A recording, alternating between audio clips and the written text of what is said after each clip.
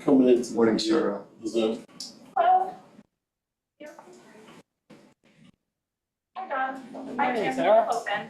Hello, Sarah. Sarah, did you ever get my email about moments for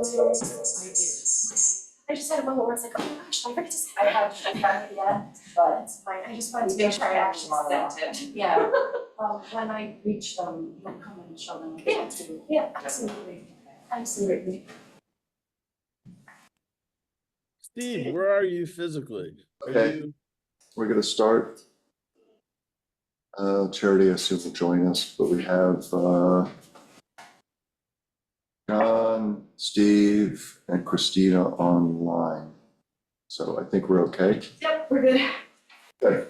Okay, good morning, everybody. Welcome to the Green Options Committee on a rainy day. Nope. Just coming in. Okay, we're going to hold the minutes until the next meeting. Coco's out, and so we'll take that up the next time. Ben, I thought we talked about your trip, but Coco said we didn't. Sure. There's just, I didn't see this till last night, but I mean, there's not much to say. I did throw together a little PowerPoint, if that will help. And I'm happy to take you through it. Find it first. What do I do with it? I recall that we heard about his trip to Alaska. Well, we did, but he was in the car and was breaking up. And so I think we said we'd get a more fulsome report on the next call. I think that's what happened. Okay, I don't know what else we have on the agenda for today. And what else, we might need to prioritize. I'm interested in the trip to Alaska, of course, but you've got some other things on the agenda, Tim? Well, there's something. We're fine, Steve. Some things are very short. Full screen on this. Oh, we have here, right, slideshow?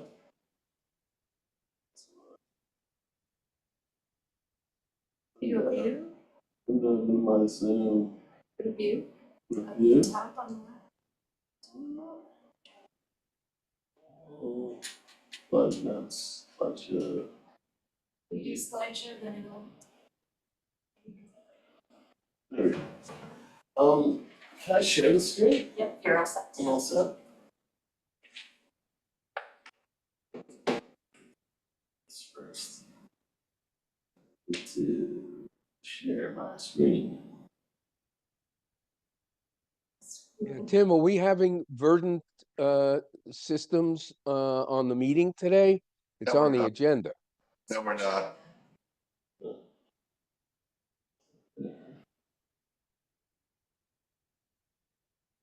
Tim? Yes? I'm just trying to share the screen, sorry. I mean, Oh, here. okay. It's weird that it's not previewing. I know, it's very much.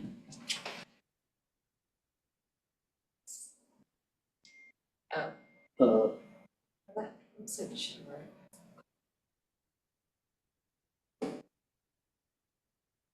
Okay, maybe while you're doing that, I'm just gonna say, so Verdant, I need to contact them again. I have failed, but I will do that. This Okay, so they're afternoon. not on the agenda for today, because they were on Coco's agenda for I today. don't know, I put them down to talk about other things, so I'm taking it off. And I will contact them about when we can meet with one of their reps before meeting all of them. And John, do you want to talk about the expo feedback? No, I had covered it I think we covered it last time. Actually We in did? September. Yeah. And I'd Okay. sent out a series of notes. Okay. We got about 6 or 7 pieces of feedback, everything from leaf blowers to delineations between property lines and fences to make sure nature can walk through between different, Okay. basically a lot of people worried about over suburbanization on an island that's supposed to remain somewhat natural, but I did document and Coco has them and Yep. I sent them off. Yeah. Yep, we saw that. Okay, I just didn't know if you wanted to add any more. No, I think we're Okay. all set there. Don't Okay, want to beat it to good. a dead horse. Very good. Okay. Yeah, thanks. Tim, I have a question, and apologies for the noise. I'm in transit, so there's maybe car noise in the background. We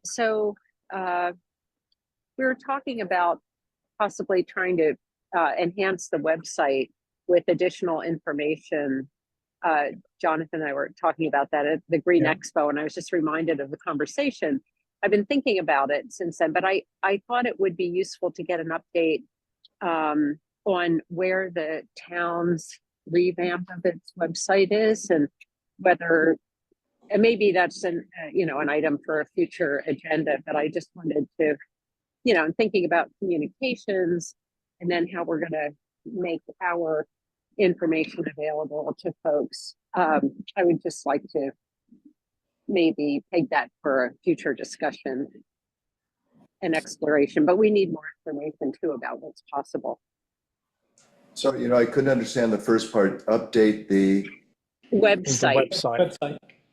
Town. The town, for information about the Green Committee? Yeah, okay. Well, and other, to send people to sources of information on various things that we are working on or Okay, that we cover that might be useful to the island. okay. But essentially about Green Committee initiatives and what we're working on, all that stuff. Yep. Well, and anything, so information that we want to convey to people about environmental issues. So it would be both about what we're working on, but then also information that we think would be of use to people in the whole process of, greater sustainability on the island.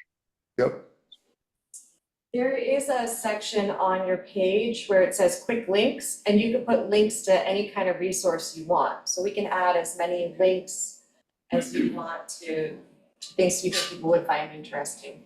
Okay. Internal Great. or external links? Yes. Okay, so we could add Great. internal pages that we design. Yep. I would just say, as a webmaster, the hardest thing is the content development. Correct. After that, Yes. we can handle it. Yeah. So, Right. Christina, your thoughts in any format, I think, would help. I'd be happy to work on that. That is something I did in previous work. I mean, I'm not a web designer by any, not at all, but have, done lots of work on websites. So happy to focus on that after the end of this year, after December. And really great. Okay, no, that's, I agree, 100%. Okay. Benny, you ready? Okay. Got it.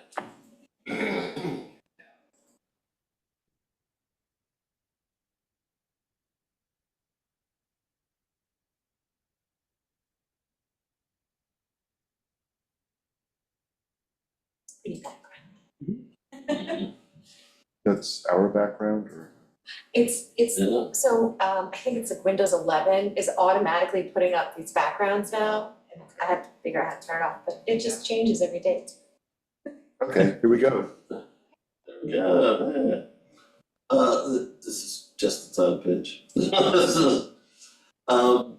As you all know, end of September, early October, I went to Alaska for the ETIP annual meeting. Interesting experience. And here's a quick summary of kind of what went on. Cue the next slide, Jessica. How they run their gatherings, at least this one, since it's the only one I've ever been to, it was more of an interpersonal exchange opportunity than a traditional conference. At the start, we were asked to turn off, silence our cell phones and computers, and they emphasize being present for open conversation.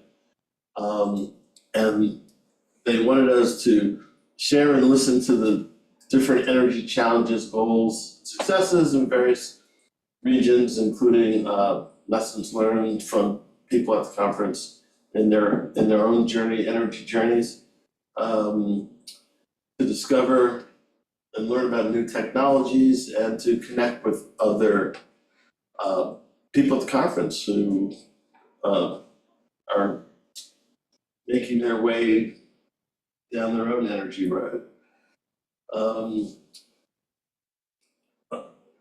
The welcome speech, there were 3 welcome speeches, but the main one was given by Caroline McGregor, who is the head of energy transitions for the Department of Energy. She was really great. She was a great speaker.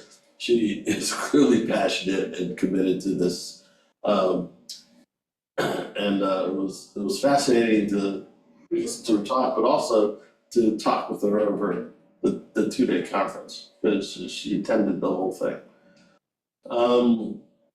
There were also opening words from Undersecretary for Department of Energy and the Energy Transitions Initiative Partnership Project Program Lead. That was Tessa Greco. Next. They had a getting to know one another session led by an event facilitator, which was interesting. But it was it's an icebreaker. Oh yeah, next slide, Jessica, sorry. Oh, back up one. Yeah, that one. The first 5-person panel discussion was working with your utility and regulatory bodies. The core emphasis here was that this is an essential relationship that you must have and develop, otherwise it's going to be very difficult to get anything done. We've been beginning to develop a relationship with LIPA. I guess they don't call it that anymore. It's PSE&G Long Island. And we still need to push that, and it should be a priority. We should need to make that a priority, a constant conversation with them, because they have to be a stakeholder in whatever we're gonna do. Next, Jessica.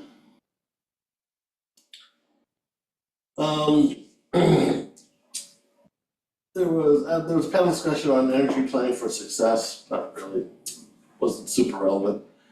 We broke into tracks. I was on the first track because we are community members, and the very first session, storytelling strategies and techniques for community members, was quite interesting. It's really about how do you talk to people in your community about what you want to do and how important that is. And basically people were just sharing stories about how they introduce potential renewable energy and resiliency projects to their communities. We seem to be pretty good at that. This is Shelter Island, people are all over each other all the time. And we understand that we have to have public meetings on these things and keep people up to speed. But it was interesting to hear some of the other stories. Next slide, Jessica. Thank you.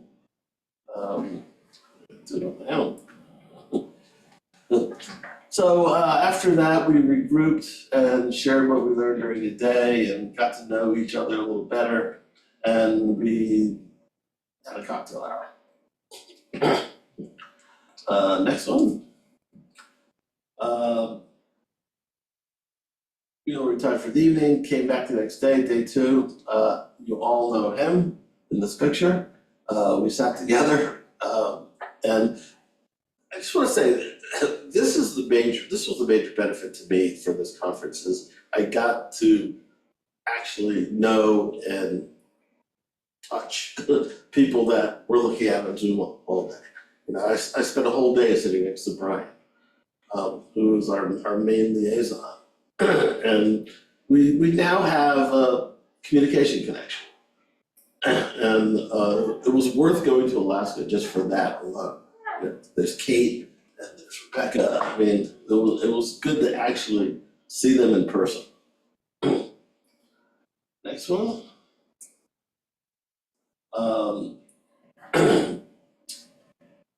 The next panel discussion was also really interesting, navigating the funding landscape. Caroline McGregor, the head of Department of Energy for Energy Transitions, led it. The real takeaway was that they said that the USDA right now has a large amount of unassigned funding available for renewable energy projects. Who knows why, but they did. And since they're the USDA,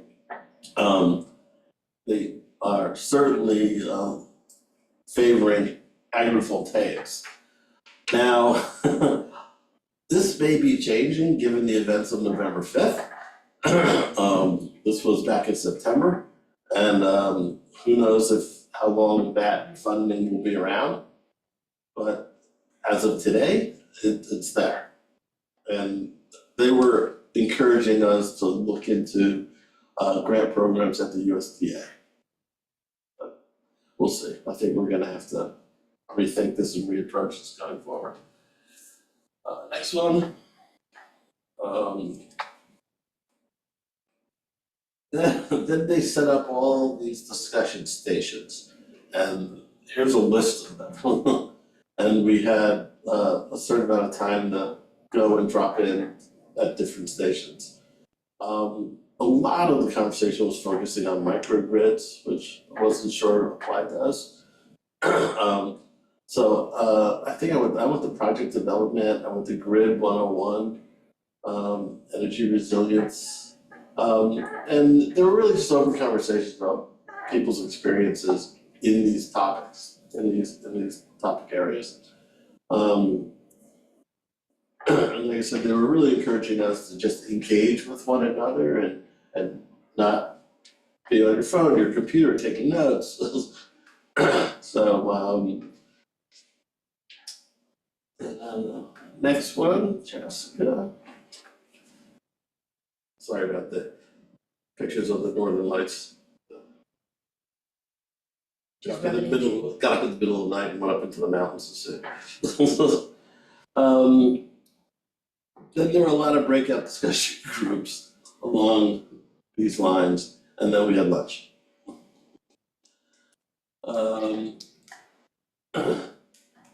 And we actually grabbed our lunch and got in buses, and we did 2 road trips. We went to visit 2 sites. One was at the NREL research facility in Alaska, which was pretty interesting. That's where we saw the Slinky geothermal system. Well, we didn't see it, it's 10 feet underground. We saw the field where it was underground. And it came into the building and fed into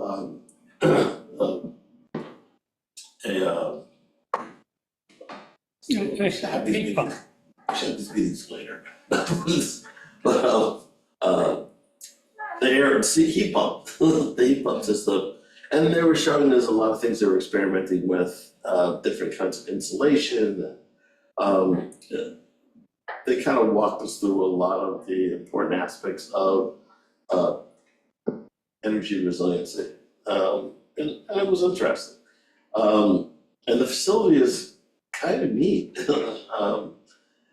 That's where we really saw the issues around the permafrost melting, because Fairbanks is, the whole place is built on permafrost. It's all melted. And so they were also trying to develop these building jacks to support sagging buildings that they can give to people and they can kind of self-help and jack up their own houses. And we saw, different solar panel experiments that are done, and also they also had a lot of agrivoltaic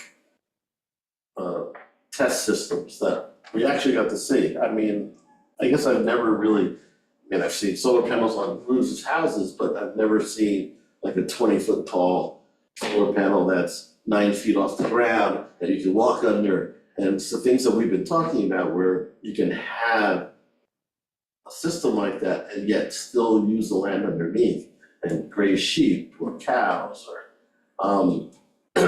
so that was actually quite interesting. From there, we got back in the buses and we drove an hour to a little town in the middle of nowhere. But they had been building for, I think it was 3 or 4 years, a biomass facility. And it was pretty much done. They were planning on firing it up this winter. It was not active, but it was pretty much complete. And they walked us through it, they gave us a whole presentation about biomass, and they get a lot of the fuel from the woods, especially debris that are on the ground that could be wildfire hazards, but that's what was gonna fuel. They showed us how they bring it into the building, it goes to the basement, it gets fired, it gets brought up into the furnaces. It was pretty fascinating. They had a many years struggle in getting this thing funded and getting it built. It was kind of harrowing to hear those tales, but it's about to be turned up. And it's gonna power the whole town. I mean, it's not a very big town, but it was really interesting. And the perseverance that they showed to get this thing done was pretty incredible. Next one. Last slide. Those are the solar panels at the research facility. And you can see, put a person next to it to give you a little scale. Yeah. But, They look to be 2-axis solar panels. Those are the agrivoltaic panels? yes. And, you could easily get a sheep or a cow underneath there and, or possibly even grow some stuff. But it was interesting to be up close and personal with them. And they had like 8 of them around. This is just a quick snapshot. And that's kind of in a nutshell. I think that's the last slide, Jessica, correct? And I'm waiting I want to go back when the reindeer station's finished. Are there gonna be actual reindeer? Yeah. Oh, I had a reindeer hot dog. And which was actually quite tasty. Good. I'm sure it's kind of like venison. You cross Rudolph, that's when you end up. That sounds great. Well, it's great that you were able to go and represent us and share all I this. think the biggest benefit to me was actually meeting the people, and that was great. Yeah. Have you described this to the town board? I mean, you've got already at least some of them here, but Not really, no, but maybe I should. Do you have any idea how much the biomass generator costs or how large the population is served? The town is tiny. Is it like us tiny? Oh, no, it's like 500 people, Okay. maybe less. But, Cause we have a biomass problem yeah, at the no, the dump. dump, Yeah. absolutely. So that's why I'm asking. But I'm sure it was geared, it was geared to the size. Right. How much did it cost? we don't collect it. It goes out to the air, Yeah. methane. Yeah, Yeah, and they were really burning the stuff that we have at the dump. yeah, that's why I was thinking about it. If you're saying they're collecting leaf litter and other fallen debris that would cause fire, I'm like, that's what we're collecting. And every once in a while it spontaneously combusts, so it'd be nice to control that in a productive way. That's interesting, maybe we can circle back and get some more information Yeah, I think that would be cool. on the facility. Okay. But don't, wait, could I ask a question about that? Because I thought we composted the leaf litter. We make mulch and such, but we can't sell as much as we generate.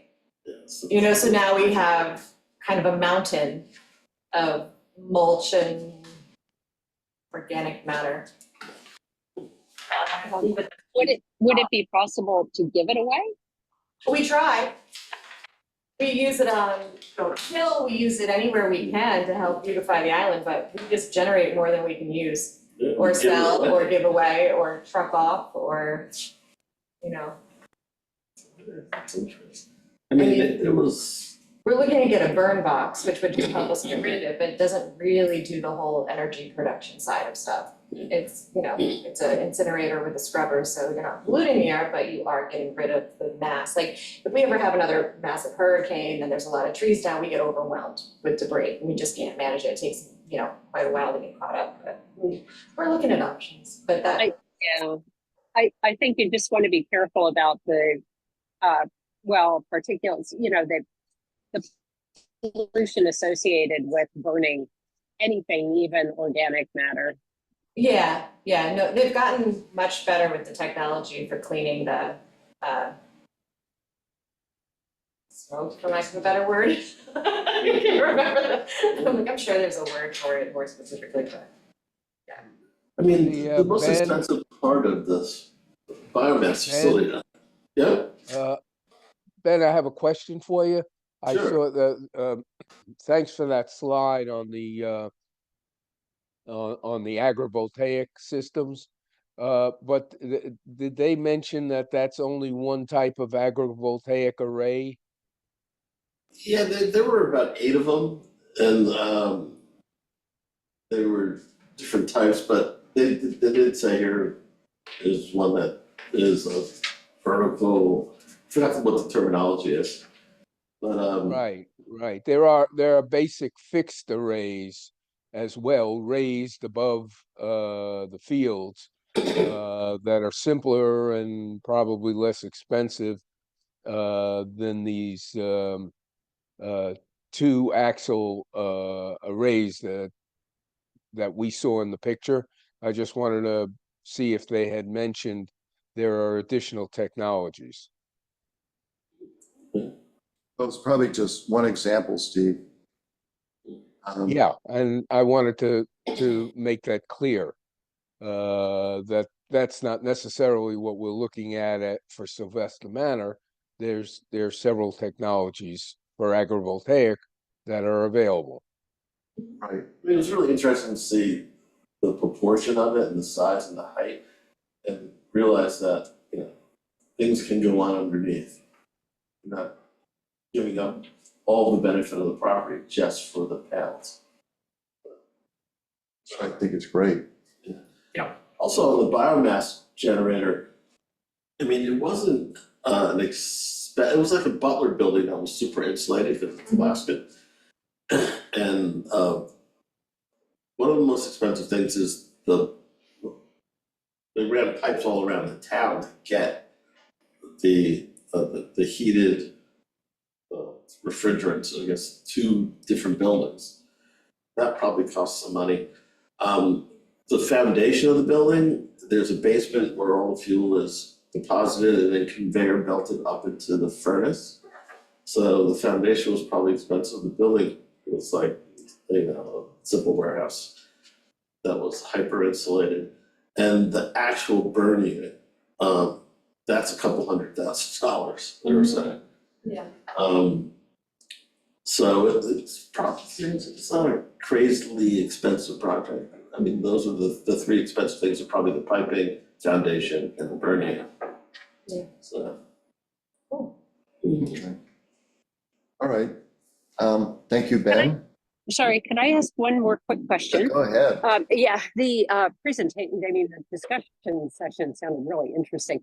Did they have any materials or links to materials that you came away with? Because it would be great to dig into some of that. Like I said, the real focus was to connect with other people there and build those relationships so you can pick up the phone and call them down the road and there were no handouts, there were no, but I mean, I can certainly circle back and get more information about the biomass unit because I met the mayor of the town and you know, Brian can help us with that. And that was one of the main focuses of this is, you know, I hate to use the word networking, but to build your interpersonal relationships with the other people in this arena. Sure, that's perfectly understandable. I just wonder if you wouldn't mind sharing your slides. There are a few things that I'd just be interested in, maybe Google on my own, and then if I can't find enough information to, see if we can get some. Okay, no problem. Thanks. On the biomass, right? Christina, Sorry, biomass? no, well, not really. I was looking at other things actually. And things that we might need to be able to explain to other people.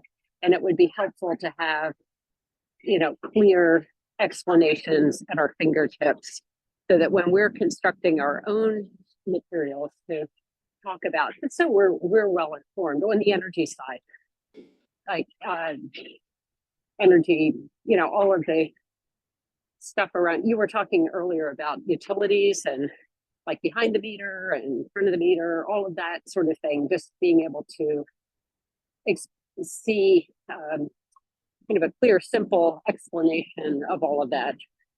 It's just helpful to have those materials accessible. Well, one thing that Brian has always emphasized is that one thing NRAL can do is help you with your community engagement and provide all that stuff, or certainly examples of it, and help us build that program. Great. We should certainly lean on him. Yep, as we talked about yesterday. Yeah. Yep. Which we will get to shortly. Okay, thank you, Ben.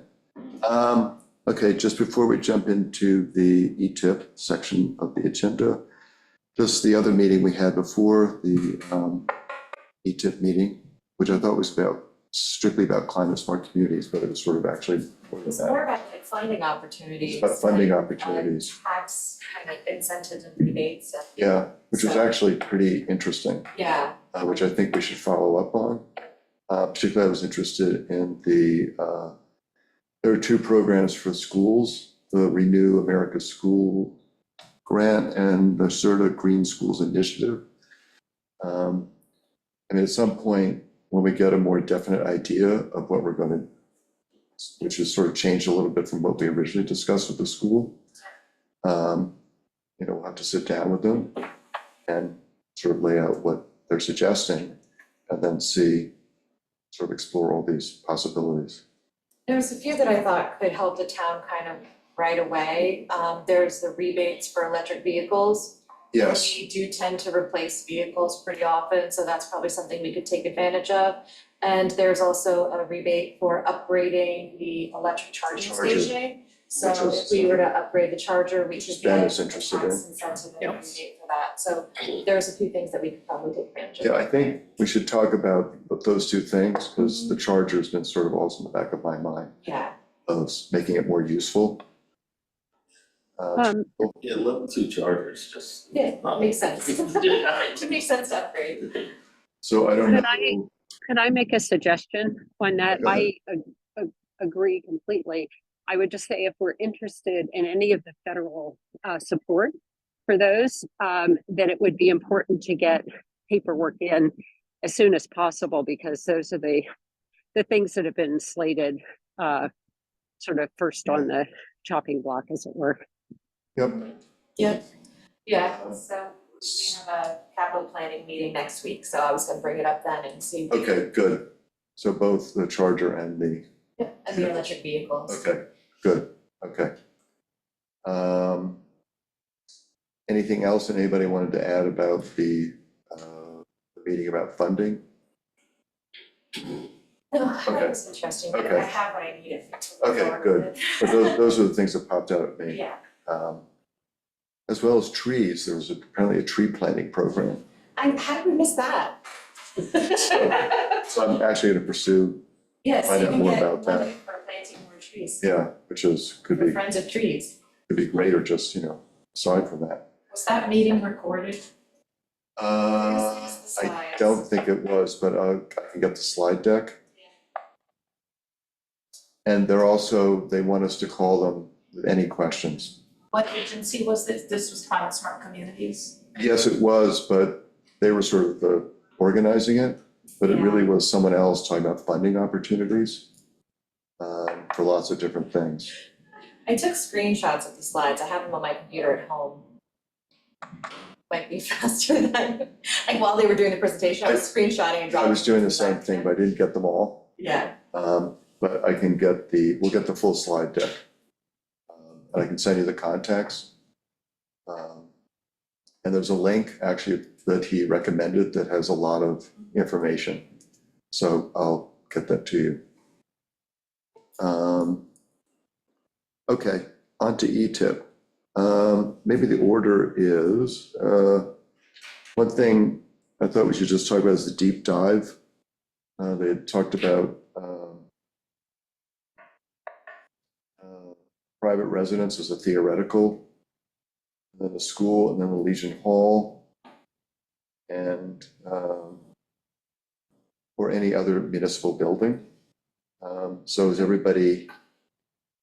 The thing I'd like to make clear is their logic, why they chose those rather than what seemed more obvious to us. Which is? The recycling center roof. Yeah. And as near as I could tell, because that was designed for solar, right, and it's a huge expanse, and it could power much of the entire highway department facility, by my calculation at least.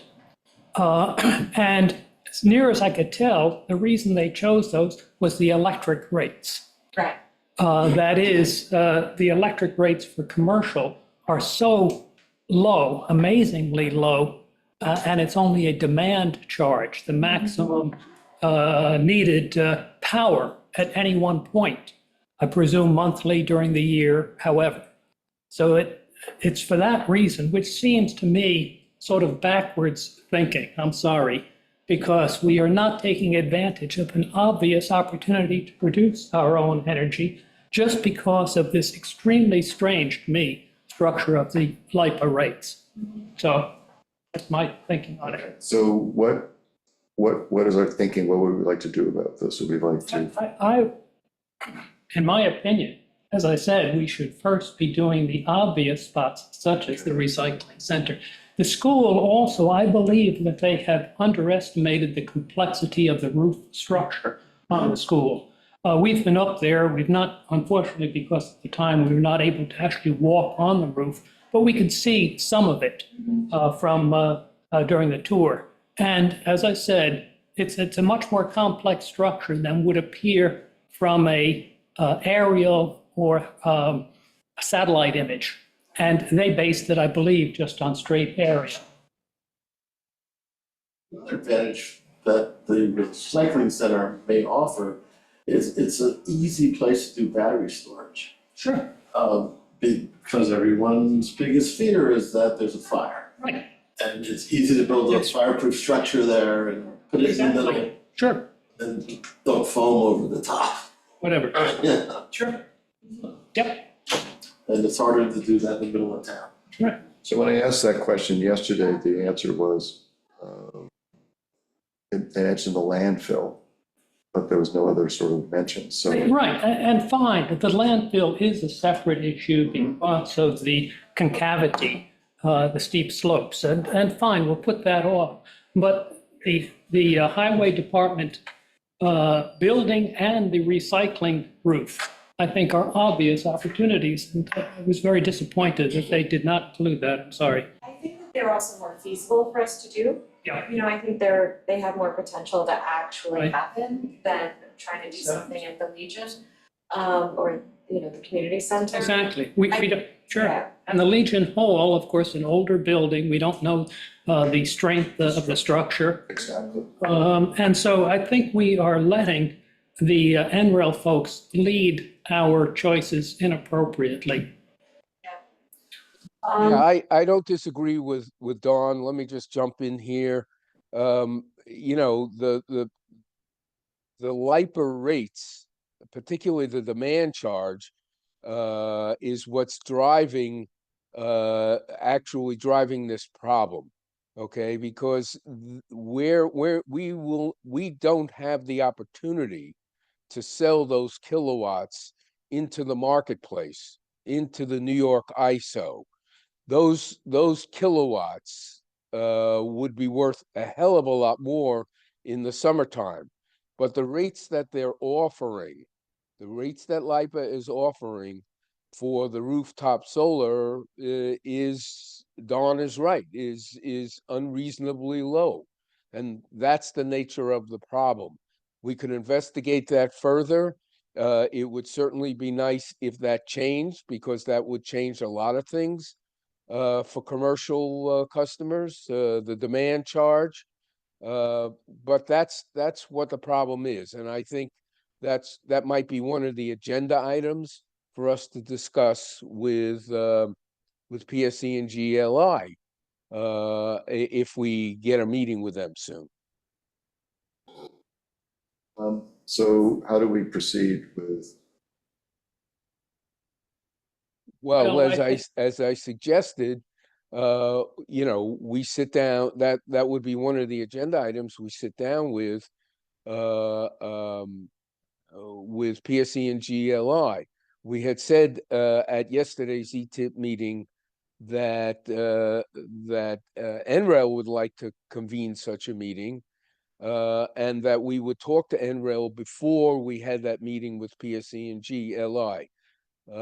So I think Dawn's right. I think the discrepancy in the demand charges is what's driving this problem here. And I Right. think we need to address that and soon.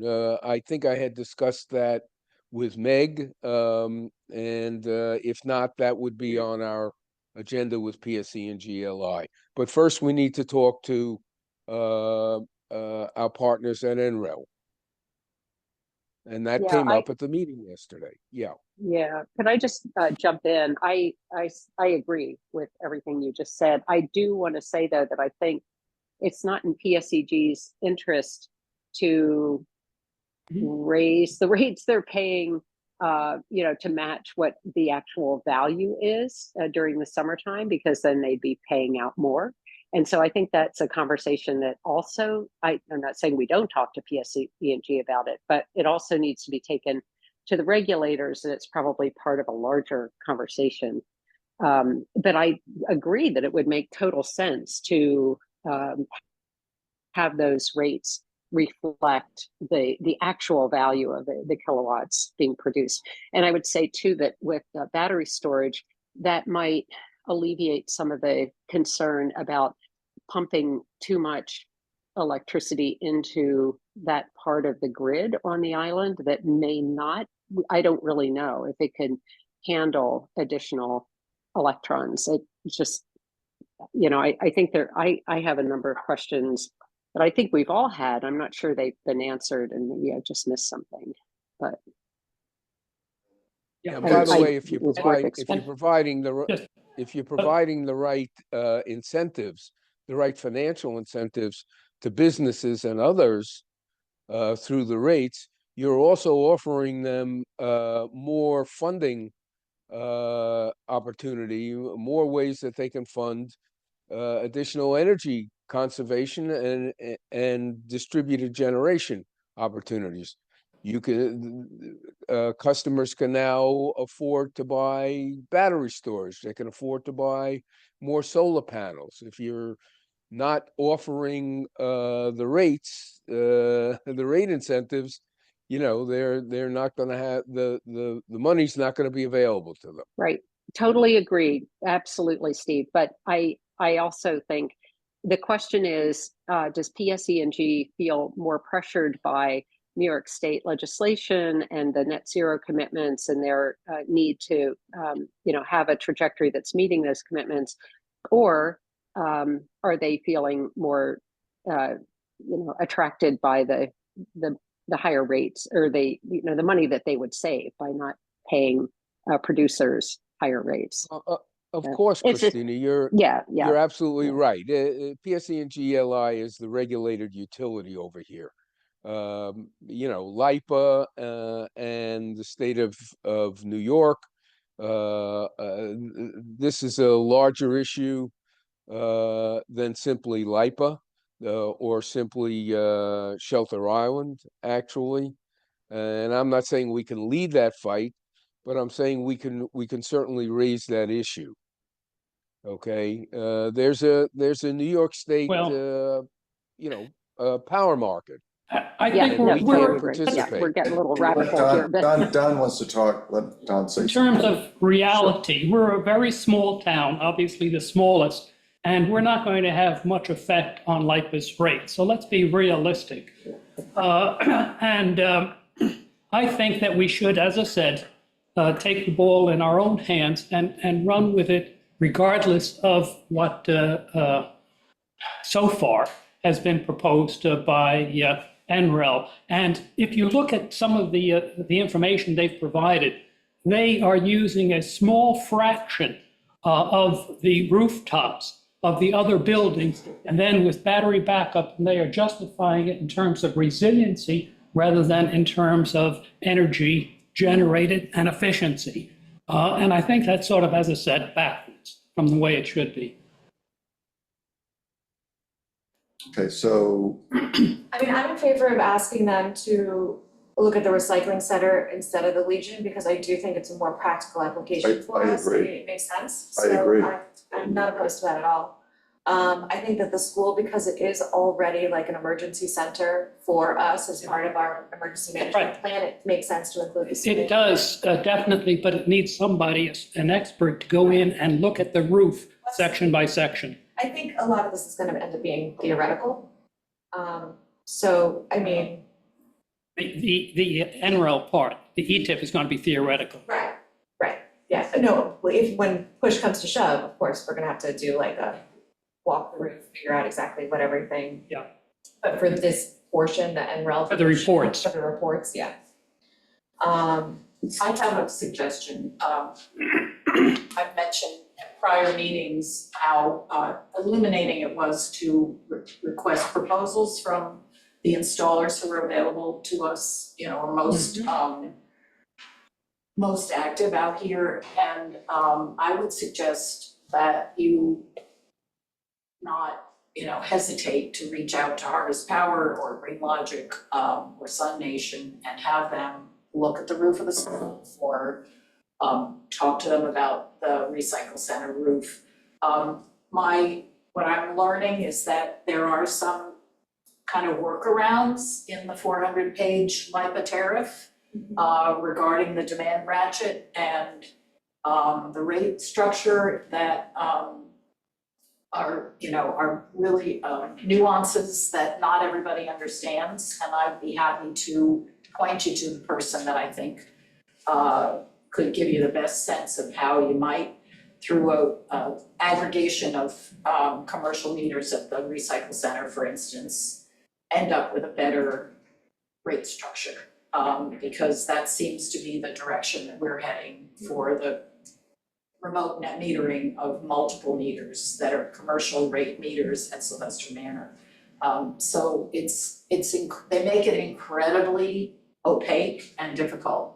So much so that not even all the installers can tell you what you're gonna get. And then I would further urge that we have that meeting that, we set up a Zoom with PSEG for this, to dig into that whole question, but also for the other agenda items. yes, I agree. But I think that Sarah. doing these things in the absence of local installers who are actually, getting systems up and running and seeing what the results are and seeing what the savings are over time of other projects, commercial, municipal, et cetera, that we're just missing a key source of wisdom. Mhm. I agree. Thank you, Sarah. I again, to be clear, I'm not saying we need to lead this fight. I'm simply saying that we can raise this issue. And this is I think, an appropriate time and place to raise this issue of the rate incentives. And yes, as Sarah suggested, it can be very opaque and not so easy to understand. But we can help raise this issue. not lead the fight. Thank you. So for the purposes of NREL and their reporting, let's have them use the recycling center instead of the Legion. Yes, And then we'll do the school and we'll do a residential structure. yes, Because I think the residential one is gonna be great for public education and information, and that's Yes. a really good direction for the community to go in. School's good, emergency hub, we know that, we've already planned for that, there's potential there. And then, I think the recycling center, we've already kind of planned that, and I think it has more potential to actually happen in the future. I So- agree. I think we all agree with that. So, So, Tim, can we have you send them that email? yeah, no, I will. If I point something, Yeah. then I won't forget. We should also ask them to include battery storage for the recycling center as part of their review. Yeah, it's easy enough to make a concrete fault there. Yeah, Meg, Yeah? if the school is going to be the designated emergency shelter, does that imply that Chief Reed would be involved in that discussion at some point as well? Yeah, it's already designated as our emergency shelter, so it's currently in our hazard plan. Like, should something happen and we lose power for a week, 2 weeks on end, that the school becomes our emergency shelter for people. Right, So it's so- already part of the town's plan. Okay, so Chief Reed is already aware of that and he's Yes. Oh, absolutely. Yes, Steve, engaged in it's the all, discussion. Absolutely. Steve, Chief Reed is the emergency planner He's the guru, Right, he's on that's- top of all of it, he knows. He has about this. very extensive plans. That's a done deal. I know, and that's why I asked Okay, that good. he's involved. Thank you. Yep, he is very much involved. Okay, so I will send an email to Brian, et cetera, saying this is what we want to do. Yeah, were there two things we needed to give him? I know we needed to tell him what direction to go on this, but was there something else? Well, the other thing was the thing that I made a Word file for, which we don't have to go into detail today, which was the sort of the questions for the residents. Oh, right, the presentation. So I thought this kind of covered what. what I suggest we all do is just take a look at the Word file I sent out, which is easier to read than the, plus you can work on your own Word file and add things to it. So everybody just take a look at that. And everybody on Zoom, I sent this out to all of you last night, so you have it. So just take a look at it and then we'll think about this. And then the last thing I just want to bring up is in terms of the other grant that we were talking about, the OSED, it probably does make sense to, as Sarah just said a few minutes ago, to set up a meeting with PSE&G as they suggested yesterday. Yeah, I think it would be really helpful to get a understanding of what kind of infrastructure upgrades they would need Yes. to make. Yes, Because, one, we could use them, I mean, well, upgrading our infrastructure. but are they interested in doing this? How And expensive kind of it what's is? the dollar amount that we'd be Yes. looking at? Yeah. Cause that would kind of help figuring out which level of grant we could look into and what our options might be, and there's also gonna be housing right across the street from the manor, it's in that area, so it would tie into affordable housing, cause I know that was part of the OSIP grant, does it help with low income housing? So I think there's a bunch of things we could tie together, but I think understanding the dollars involved is gonna be kind of key.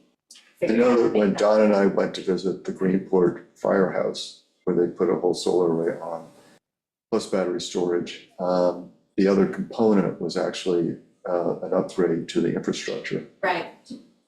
And when we had PSE and G on in one of our meetings, and we were talking about doing solar at the landfill and on the recycling center and the roof of all those buildings, they said, well, if we have to upgrade the infrastructure, we have to upgrade the infrastructure. So, because we were asking them if the grid could handle it, if we were to generate, and their comment was like, if we have to upgrade, we have to upgrade. Well, Sort of like, it was very odd, so I was like, we need to detail this. The devil is in the details, so Exactly, I we need to think figure out we exactly what want to that know means. what the details Well, are. and that's what I hear, one installer says you'll have to pay for it, the other one says, don't worry, the utility will pay for it. So Right. it's very Right. I'm hoping, I need suggesting that somebody else on the green committee look at this long version of the NOFO, the OSED NOFO, with all the different options.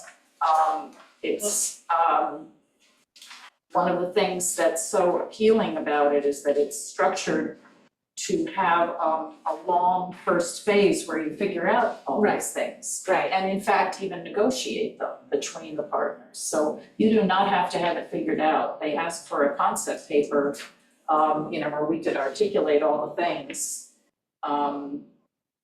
that would have to be resolved in that first phase. But it's, again, this is, I'm sure, a vulnerable program, but if it continues, it's ideally structured for the kind of problem solving, negotiating, community engagement, sussing out after it's awarded how the project's actually gonna get structured. So I think there's real potential here, and I just wanna make sure that the project that, and I felt a little bad about, Becky has already, I think, looked at all these options and made her judgment of what she thinks is the most likely path to success for this program. Most competitive, and thought that the agrivoltaic dual use was the one, but I do think that judgment should be made, just like you're saying, they're making these choices for us. That judgment should be made by this team, and I don't know if Jen Messiano leads grants and She does, yeah. answer questions. It's really more about, Don, maybe you'd be a great one to just dive into these details, because I just started, and I would agree. yeah, Yes, it took me half a day. There's a half hour, 33-minute YouTube, the first half of which was really irritating because it was just talking about how great they are and all their like bells and whistles of what they've done already. But if you just scroll through to about, minute 16, they start to talk about the NOFO, this notice of funding opportunity, and that was helpful also. And that's where I picked up that you can get some additional technical assistance as part of writing the application. Although I was definitely convinced by Brian and Becky that we should just keep working with them because they know. But we should tell them what we think is, and she said she was gonna find out if we could apply, if there could be multiple applicants from the same rural area.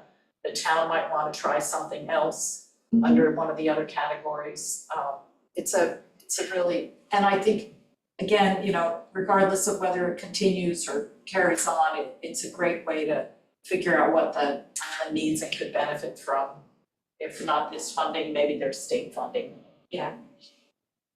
The NOFO document explicitly mentions transmission and distribution upgrades. I think it's on page 3. So yeah, absolutely, that would be part of the discussion with PSE&G LI and Sylvester Manor as well. So there is funding available.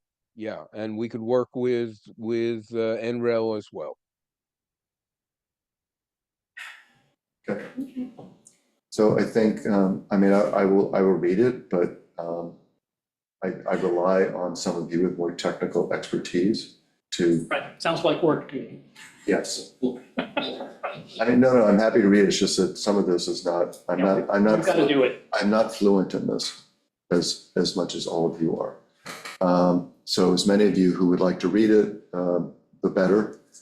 And again, I just think, it's great being in the ETIP program, but we're the ones who are looking for specific things, and we should be in the driver's seat.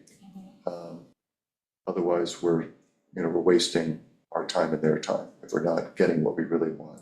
Good. So anybody have anything else before I reach out to the Yeah, public? and the ETIP program is going to go away in first quarter of 2025. Just adding that, right? Yeah, after they finish all their presentations and everything, then yes. Yeah. Might be mid-2025 by the time they're done. Okay. But while we're doing this, we should make it work for us. Absolutely. let's see, we have, Elise, do you have any questions for us? Surprisingly, no, but thank you. Okay. Anybody else have anything they want to add? No? Okay. So I'm going to contact Brian and company and say this is what we want. And I'll say that we are going to set up a meeting with PSEG. Yeah. Do we want to do that with them or on our own?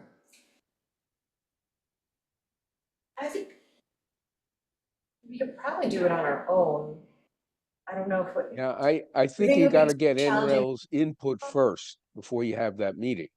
Would say Yeah, let's it see. might be useful to have them there, just to have their expertise in the room. Yes, Don, that do you have a too. thought about this? Just from the standpoint of scheduling, I think we might have more flexibility in doing it on our own. I mean, the questions we have are about, what triggers an infrastructure upgrade, who pays for it, how does that impact the Right. community around the area? So if we were to do a large scale project at the recycling center, for example, and we wanted to tie it back into the grid, and that triggers a need to upgrade the transformers, then who's responsible? PSE&G or the town? So like, those are kind of the questions that we wanna hash out. I don't know that we need NREL there for those. I agree. They're more logistical kind of. Exactly. To John's point, we may be able to get a meeting sooner than later. Yeah. Yeah. Okay, so how do we, Who do we reach out to? Do you, who do we reach out to and how do we I do? can send out an email I have the guy's contact from last time. Okay. I think, we're available whenever they are. Yeah, that's what I was gonna say. I'll see what their availability is and we'll work around it. Right. How to do this. I just, First or yeah, second. Tim, I just think you should highlight to NREL that we're going in a different direction than they're proposing Yeah, with the I- recycling center. Yes, I'm sending them, we discussed that, Steve, sorry, it's probably pretty hard for you to hear. I'm sending them an email that this is what we're gonna do. Right. And we're gonna be talking with PSE and GLI about that issue. I'm going to be sending them all that information. Yep. Okay, One other sure. question. So Southampton is building a community solar project, 1 megawatt plus at the North Sea landfill. And we should probably talk to Lynn. I think we should talk to Lynn about now Yep. also. Because those developers are quite different from the ones who are doing these, modest residential and commercial systems. Has construction started? No. I don't know. It's They've part had of so many community delays. Choice aggregation, Well, they said that, what was it, Harvest Power. Harvest Power was certified by the state to install community solar systems and programs. Yeah, So they're on the state's list as approved vendors, I guess. So and on they the could utility be- companies yeah, also, on the but I ut- think there's yet another developer Okay. doing the one in Southampton. It'd just be good to get an update from Lynn Yeah. on what pitfalls they've worked. You know what we could do is we could invite her to the next meeting. And I'll contact her. That would be great. Again, the third Thursday, December, too close to the holiday. It's Let's see, the next one is, should have it on the top of my head. Okay. December 19th. I guess that's fine. I think that's okay. Smack dab in the middle. That's fine. Yeah. But I'll reach out. Okay. Any other thoughts? No. Okay. We covered everything. Tim, we're going over the list of the outreach questions next time, or we're just doing that No, separately? I'll just send an email with the Charity, markup. yeah, the thought was that, You probably saw I sent out a Word file last night. Yes, I got it. And you asked that we just mark that up? Is that? Yeah, I think just take a Okay. look at it and think about it and then mark it up and then we can put all our thoughts together, Okay, if that makes sense. yes. Okay. All right. I think that's it. Sounds good. Make a motion to end the meeting. So moved. Second, Okay. The meeting ends. I'm like, "Bye." Thank you. thanks, Tim.